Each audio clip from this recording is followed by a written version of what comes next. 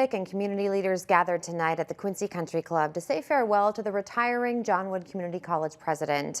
After 36 years of coaching, teaching, administration, and service in higher education, President Michael Elbe announced his plans earlier this year to retire from the Illinois Community College system and transition out of his position effective December 31st. Among his accomplishments, he mentioned the college's Workforce Development Center and agricultural science expansion.